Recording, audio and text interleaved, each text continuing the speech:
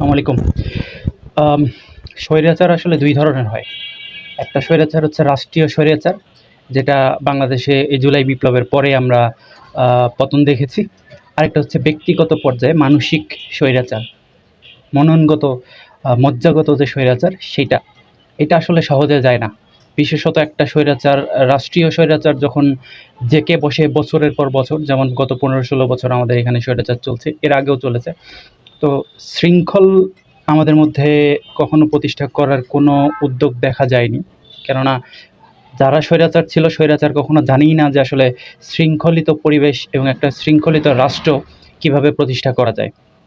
তো তারই প্রেক্ষিতে আস্তে আস্তে বাংলাদেশের জনগণ হিসেবে আমরা একের পর এক জেনারেশনে প্রত্যেকে কিন্তু আমরা মানসিক এবং শারীরিক সব দিক থেকেই এবং মজ্জাগত চারিত্রিক বৈশিষ্ট্যের সব দিক থেকে আমরা স্বৈরাচারে পরিণত হয়েছি। আমাদের সবার মজ্জায়, ডিএনএতে এখন স্বৈরাচার গেঁথে গিয়েছে। স্বৈরাচার এক হাসিনা, আওয়ামী সন্ত্রাসী স্বৈরাচার হয়তো পতন হয়েছে, কিন্তু আমাদের মধ্যকার যে স্বৈরাচার সেটা কিন্তু এখনো পতন হয়নি। আমরা এটার কয়েকটা উদাহরণ যদি দেখি যে রাস্তাঘাটে চলতে ফিরতে আপনি সিএনজিতে চড়ছি, আমরা রিক্সাতে চড়ছি, আমরা বাসে চড়ছি। সেখানে যারা এটা অপারেট করছে তাদের আচার-আচরণ কিরকম? তারা কিভাবে আপনার কাছে ভাড়া নিচ্ছে? তারা কি আর কেমন ব্যবহার আপনার সঙ্গে করছে? সিটিং গাড়ি বলে তারা আপনাকে দাঁড়িয়ে নিচ্ছে কিনা এবং বেশি ভাড়া আদায় করছে কিনা? রিক্শাওয়ালা যেমন ইচ্ছা তেমন ভাড়া চাইছে কিনা? আপনি বাজারে যাবেন, মাছওয়ালা পচা মাছ আপনাকে সেরা মাছ বলে সর্বোচ্চ দামে বিক্রি করার চেষ্টা করছে কিনা? একটা দোকানদার আপনাকে ঠকাচ্ছে কিনা? মসলা বিক্রি করার সময় সে মসলার জায়গায় ইটের গুঁড়া দিচ্ছে কিনা? একটা নাপিত যে আমার চুল কেটে দিল, সে কতখানি সৎভাবে তার কার্যক্রম পরিচালনা করছে? সে যে টাকা চাইছে সেটা কতটুকু চাইছে? কতটুকু ভালো সার্ভিস দিল, ভালো চুল কেটে দিল? সেইটার উপর ডিপেন্ড করে তার লিখিত একটা সার্ভিস রেট থাকা দরকার, সেটা কিন্তু থাকে না। এবং সেক্ষেত্রে সে কিন্তু যাচ্ছে তাই ডিমান্ড করে বসে এবং বকশিশ চেয়ে বসে। এইটা আমাদের মধ্যেকার মজ্জাগত যে স্বৈরাচার সেটার অংশ। কেননা আমরা নিজেরা সবাই ডিক্টেটিং করতে ভালোবাসি। আমাদের মধ্যে এটা গেঁথে গিয়েছে বিগত বছরগুলোতে। স্বৈরাচারের সঙ্গে থেকে স্বৈরাচার দেখে আমরাও ভাবি যে আমরাও হয়তো এভাবেই চলতে পারবো। কেননা আমরা রাস্তায় চলি কীভাবে? যেভাবে ইচ্ছা সেভাবে। আমরা রাস্তার কোনো লেন মানি না, রাস্তার কোনো সিগন্যাল মানি না, কোনো নিয়ম মানি না। যেভাবে ইচ্ছা যেদিকে ইচ্ছা আমার যে যানবাহন সেটা ঢুকিয়ে দিচ্ছি। আমরা যখন ইচ্ছা তখন যেকোনো জায়গা থেকে আমরা রাস্তা পারাপার হচ্ছি। আমাদের যে ফুটওভার ব্রিজ দিয়ে পার হওয়ার কথা সেটাতে আমরা হচ্ছি না। বা আমরা যে জেব্রা ক্রসিং দিয়ে পার হওয়ার কথা সেটাতে আমরা হচ্ছি না। এটা আমাদের মধ্যকার স্বৈরাচার, যে আমরা ওই মনোভাব পোষণ করি যে আমরা এইভাবেই চলবো। এইভাবেই চলবো, আমরা এটাই করব। একটা লোক ভেজাল দিচ্ছে, একটা লোক দামে বেশি নিচ্ছে, একটা লোক ঠকাচ্ছে আমাদেরকে, যে সার্ভিস দিচ্ছে সে সার্ভিসটা ভালোভাবে দিচ্ছে না। এই সবই আমাদের মজ্জাগত মানসিক যে স্বৈরাচার, ডিক্টেটিং বিহেভিয়ার সেটার একটা অংশ। পারিবারিক ব্যবস্থাতেও একই অবস্থা। যারা বিয়ে করছে বা যারা বিয়ে দিচ্ছে, যে মেয়েদের বিয়ে হচ্ছে, সবাই এখন নিজেদেরকে অনেক বেশি আ আ এমন একটা পর্যায়ে ভাবছে যে তারাই হয়তোবা সর্বেসর্বা। এই সর্বেসর্বা ভাবা এটাও আমাদের মধ্যকার স্বৈরাচারের একটা অংশ। আমরা ভাবছি যে মেয়েরা ভাবছে যে তারা ছেলেদেরকে এখন নিয়ন্ত্রণ করবে, তারা এখন সর্বেসর্বা। তারা যদি ইন্ডিপেন্ডেন্ট হয়, তারা একটা কয় টাকা ইনকাম করলে তারাই হয়তোবা সবার থেকে এগিয়ে বা সবচেয়ে বেশি।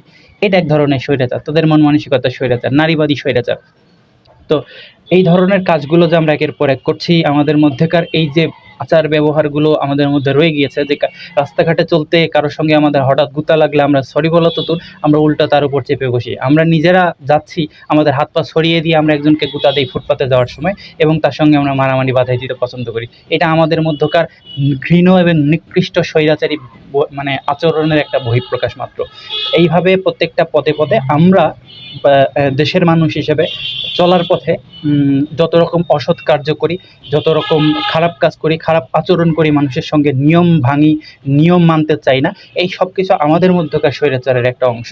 স্বৈরাচার একটা সরকার যদি পতন হয়ও, এরপরেও একটা দেশ সামনে এগিয়ে নিয়ে যাওয়ার জন্য ২ টা জিনিস দরকার। এক হচ্ছে সরকারি পদ্ধতিতে বা একটা সেন্ট্রাল পর্যায় থেকে, কেন্দ্রীয় পর্যায় থেকে একটা নিয়ম করে সে মানুষকে সে নিয়ম মানানোর মধ্য দিয়ে তাদের মধ্যে বিনয় নিয়ে আসা এবং তাদের মধ্যে আইন মানার এবং আইন পালনের, আইনের প্রতি শ্রদ্ধা রাখার এবং অন্যদের প্রতি সমীহ রাখার যে ব্যাপারটা, সেইটা কেন্দ্রীয় সরকারি জায়গা থেকে আসে। এবং নিজেদের পদ্ধতি থেকে আমরা যেটা করি সেটা হচ্ছে আমরা যে শিক্ষাটা অর্জন করছি সেই শিক্ষাটা শুধু একটা কাগজ বা সার্টিফিকেট কেন্দ্রিক না হয়ে আমাদের যে বিবেক জাগ্রত করা বা চিন্তা করতে পারা, কোথায় ভালো কোনটা খারাপ এটা জানতে পারা, কার সঙ্গে কেমন ব্যবহার করতে হয়, আইন মানা যে আমাদের উচিত সেটা বুঝতে পারা, এই জিনিসগুলো আমাদের মধ্যে আসাটা নিজেদের তরফ থেকে হয়। এটা ডিএনএগত হতে পারে, এটা পারিবারিক শিক্ষার কারণে হতে পারে, একটা সামাজিক শিক্ষার কারণে হতে পারে। এটা যখন ব্যক্তিগত পর্যায়ে আমাদের মধ্যে থেকে স্বৈরাচার সরে গিয়ে আমরা গণতান্ত্রিক পর্যায়ে আমরা নিজেদের মধ্যে বিনয় নিয়ে আসবো, নিজেদের মধ্যে ভক্তি শ্রদ্ধা নিয়ে আসবো, নিজেদের মধ্যে আইন মানার যে নিয়ে আসবো এবং অন্যকে ঠকাবো না, অন্যের সঙ্গে খারাপ ব্যবহার করবো না, এই ধরনের মন মানসিকতা আমরা নিয়ে আসবো, তখন আমরা আসলে আলটিমেটলি স্বৈরাচার থেকে আমরা দূরে সরে যাব। এর আগে আমাদের স্বৈরাচার মুক্ত হওয়া বা মুক্ত হয়ে গেছি এইটা চিন্তা করার আমাদের সুযোগ নেই। আমরা হয়তোবা হাসিনা স্বৈরাচার বা রাষ্ট্রীয় স্বৈরাচার থেকে সাময়িকভাবে মুক্তি পেয়েছি, কিন্তু আমাদের মধ্যে যে স্বৈরাচার রয়ে গেছে সেটা থেকে যদি নিজেদেরকে মুক্ত না করতে পারি, তাহলে সত্যিকারের স্বৈরাচার থেকে মুক্তি বা সত্যিকারের যে স্বাধীনতা আমাদের পাওয়ার কথা বা আমাদের মধ্যে থাকার কথা, সেটা আসলে আমাদের মধ্যে অর্জনটা আমাদের সঠিক অর্জন, পরিপূর্ণ অর্জন কিন্তু হচ্ছে না।